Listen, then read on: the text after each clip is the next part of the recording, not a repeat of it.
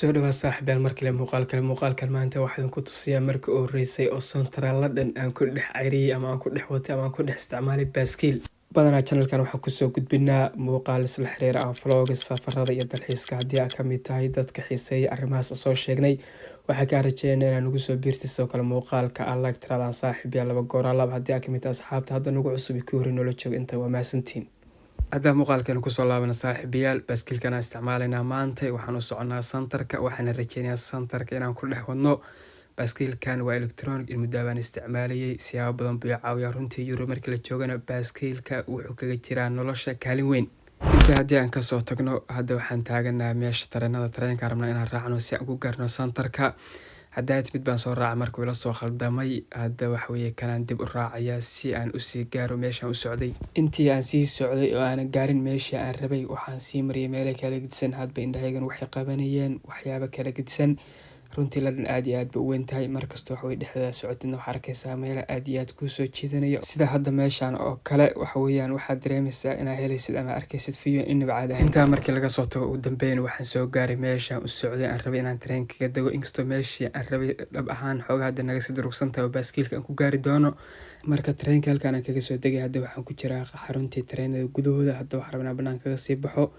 meeshaan hadda la kuudmay aan dhex qoodeynayaa kadibna waxay noqonaysaa inaan banaanka u baxo. ugu dambeyntii xaruntii tareenka waa kasoo baxay meesha banaanka arkaysaan baa marayaa. waxaan rabaa aan rajeynaya inaan sii gaaro wadda baaskiil oo horteeda ah. wadamaha reer galbeedka markii la joogo saaxiibayaal wax walba waa kala soocayiin dadku meel bileeya baaskiilku meel bileeya gawaarida meel bileeyihiin. ugu dambeyntii waxaan soo gaarnay wadada baaskiilka hadda wadada baaskiilkan isticmaalayaa aniga hadda waxa weeyaan maraya ujeedaan sa arki kartaanba. si u socoto mararka qaarkood waxaa laga yaabaa inay baaba'do ama ay dhammaato wadadii baaskiilka taas marka waxay keentaa in wadada caadiga ahayd lala isticmaalo baabuurta sida hadda wadada arkaysaan isticmaalaan kale ma laha wada baaskiil. ugu dambeyn waxaan soo soconaa saaxiibayaal waxaan soo gaaray meesha u socday oo ahaa dukaankan ujeedaan waa dukaan lagu gado baaskiilada elektrooniga sidoo kale lagu sanceeyo ama lagu sameeyo oo lagu dayactiro baaskiilada elektrooniga. hadda kayga waxaan u keenay dayactir saa ujeedaan waa la dayactirayaa waa la hagaajinayaa xoogaa ciladii waxbaa ku timid. kadib markay dhamaatay hawsha baaskiilka waxay noqotay inaan ku laabto meesha aan ka imid waxaan sii isticmaalayaa wadadii marka hore aan soo isticmaalay oo iga keentay santarka. kadib santarka raba inaan markale kusii laabto aan sii gaaro halkaasaan kasii qaadan doono tareenkii xaafadii sii aadi lahaa. meeshan hadda idin muuqata magaceeda waxaa la yihahdaa King Cross waa London markaa imid meeshii ugu horreysay aan ka bartay oo santar bay ahayd. waxaa markaa deganaa oo nagu imaan jiray looyaradayda oo aagaan kaag dhaweyd. intaa markii laga soo tago sidoo kale meeshaan waxaa ka baxa tareenada aada Yurub gaar ahaan Faransiiska ilaa Yurubta kale tareenada usii gudba baa meeshaan ka baxa oo laga raacaa iyo sidoo kale kuwa UK gudaheeda kala aada. dhammaan dadka hadda arkaysaan oo boorsooyinka wata waxaa laga yaabaa tareenadan inay raacayaan ama ay kasoo degteen. inaan la wadaago bangi online aan isticmaalo bangigan awood wuxuu leeyahay inuu sarrifo 40 lacagood oo kala gedisan haddii aad dadka safra ama qorshaha safarku ku jiro waxaan aaminsanaa 100% bangiga inuu ku anfacayo. bangigana furanaysaa kaarkooda dalbanaysaa kadibna lacagta u baahantay inaad isticmaashid bangigooda ku shubaysaa saasana kaarkooda ku isticmaalsaa. 40 wadan in lacagooda sarrifaan mid kamid ah haddii aad joogtid ma u baahan lacagta inaad meel kale ka sarrifatid automatically bangigana ku sarrifaya oo isticmaalsa. xarunta weyn wuxuu ku taalaa UK bangigan oo bangi 100% badanaa dadka internet ka shaqeysta baa isticmaala. midna hadda aniga UK baan joogaa haddii aan rabo inaan Yurub aado kale ma u baahan lacag euro waxaas inaan qaato bangigan isticmaalkiisa ugu filan asaga automatically ii sarrifaya lacagtii oo weli wuxuu ku sarrifayaa qiimaha ugu hooseeya aan hubo 100% inaad ku qanacsaan sarrifka ugu fiican suuqa buu ku siinaya. haddii Yurub aad joogto wadamada Scandinavian-ka qaarkood euro laga isticmaalo lacagta koronta aan euro laga isticmaalin waa tabto kale.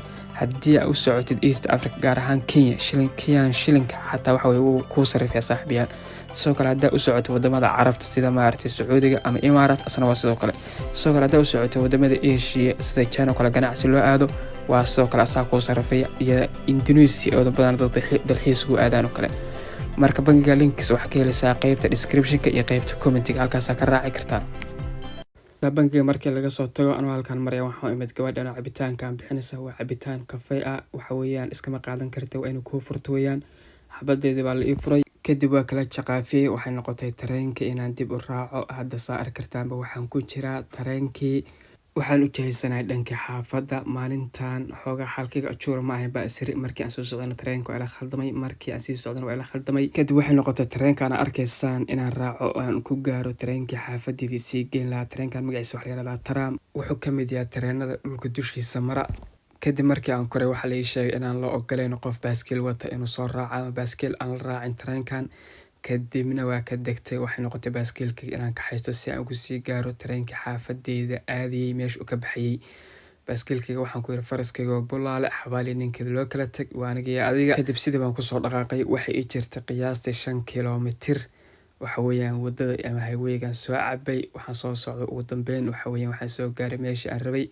kadibna sidii baan xaafadeeda saaxiibku nabadnimid aad iyo aad ba mahadsantihiin muuqaalka haddii mar halkaan soo gaadhay waxaan kaa codsanaa ama kaa rajeynaa inaan muuqaalka like tiraahdo sidoo kale subscribe aad tiraahdid haddii aad ka mid tahay asxaabta nagu cusub